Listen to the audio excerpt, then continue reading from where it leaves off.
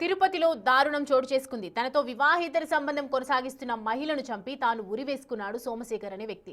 తిరుపతిలోని మారుతినగర్లో ఈ ఘటన చోటు చేసుకుంది. గత 4 సంవత్సరాలుగా సాంబలక్ష్మి అనే మహిళతో వివాహేతర సంబంధం కొనసాగిస్తున్న సోమశేఖర్ 15 సంవత్సరాల నుంచి కుటుంబానికి దూరంగా ఉంటున్నాడు.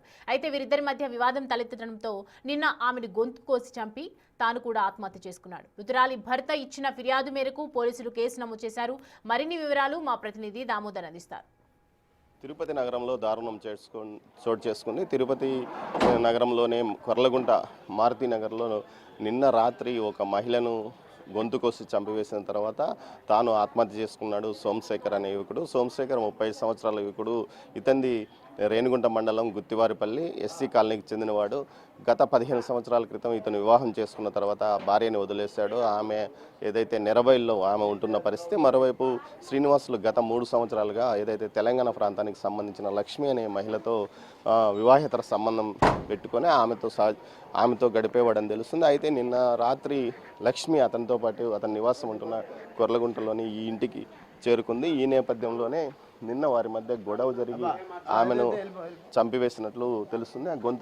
ఆమెను ఉరివేసిన తర్వాత ఆమెను చంపివేసిన తర్వాత అతను ఉరివేసుకుని ఆత్మహత్య చేసుకున్నట్లు తెలుస్తుంది. విషయం తెలుసుకున్న ఏదైతే పోలీసులు ఘటనా స్థలానికి చేరుకున్నారు. నిన్న అర్ధరాత్రి నుంచి ఇక్కడ పంచనామా నిర్వహించి ఆ తర్వాత పోలీసులు ఇటు మృతదేహాలను పోస్ట్ మార్టం కోసం రుయా ఆసుపత్రికి తరలించారు. అయితే మృతురాలు లక్ష్మికి భర్తతో పాటు కుమారుడు కూడా ఉన్నట్లు తెలుస్తుంది. భర్త మేస్త్రి పని చేస్తున్నట్లు సమాచారం. ఇతను మన గ్యాస్ ఏజెన్సీలో డెలివరీ బాయ్గా పనిచేస్తున్నాడు.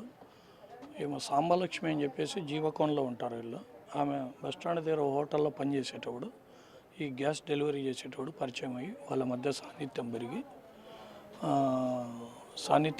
వాళ్ళిద్దరి మధ్య రిలేషన్కి కారణమవుతుంది. తర్వాత కొద్ది రోజులు అలాగే సాగుతుంది. తర్వాత చిన్న డిస్టర్బెన్స్ వచ్చేసి గొడవలు వచ్చేసి పోలీసులకి కంప్లైంట్ కూడా చేయడం జరుగుతుంది. పోలీసులు ఇద్దరిని పిలిపించి బోత్ పార్టీస్ని కౌన్సిలింగ్ కండక్ట్ చేసి సర్దిపిస్తారు. మళ్ళీ నిన్న ఉదయం 10:30 గంటలకి ఆమె ఇంటి నుంచి రాస్ సంఘానికి డబ్బులు కడతానని చెప్పి వచ్చేసింది. వచ్చిన తర్వాత మళ్ళీ ఏమైందో తెలియదు. నిన్న రాత్రి 12 గంటలప్పుడు మాకు సమాచారం వచ్చింది, ఒక వ్యక్తి సూసైడ్ చేసుకుని లోపల ఏలాడబడుతున్నాడని. మేము వచ్చి పోలీసు వాళ్ళం వచ్చి తలుపులు పలగొట్టి చూసేందుకు ఆ వ్యక్తితో పాటు ఆమె కూడా రక్తపు గాయాలతో ఉంది. సో దీన్ని బట్టి మేము ఆమెను చంపేసి అతను కూడా ఈ లీగల్ కాంప్లికేషన్స్ ఎదుర్కోలేక చనిపోయి ఉంటాడని చెప్పేసి ప్రత్యక్షంగా మనకు కనుమలో చాలా కాలం నుంచి నివాసం ఉన్నప్పటికీ కేవలం అతను కుక్కలు కోళ్ళు పెంచుకుంటూ ఉండేవాడు కానీ ఎవరితో మాట్లాడేవాడు కాదని తెలుస్తుంది. అయితే రెగ్యులర్గా ఆమె ఎవరైతే సాంబలక్ష్మి అతని చేతిలో హత్యకు గురైందో ఆ సాంబలక్ష్మి రెగ్యులర్గా ఇక్కడికి వచ్చి అతనితో కలిసేది. ఈ మధ్య కాలంలో వారి మధ్య విభేదాలు వచ్చాయి. ఆ తర్వాత జరిగిన పరిణామాల నేపథ్యంలో మరోసారి నిన్న ఆమెను తీసుకొని ఇక్కడికి వచ్చాడు. ఆ తర్వాత ఏం జరిగిందో కానీ మొత్తం మీద ఆమెను హత్య చేసి తాను కూడా ఆత్మహత్య చేసుకున్న పరిస్థితి. మొత్తం మీద వివాహేతర సంబంధమా లేకపోతే ఆర్థిక లావాదేవీల ఈ 2 కోణాల్లోనే దర్యాప్తు కొనసాగిస్తున్నామని పోలీసులు అంటున్నారు. కెమెరా పర్సన్ పురుషోత్తంతో దామోదర్, తిరుపతి నుంచి.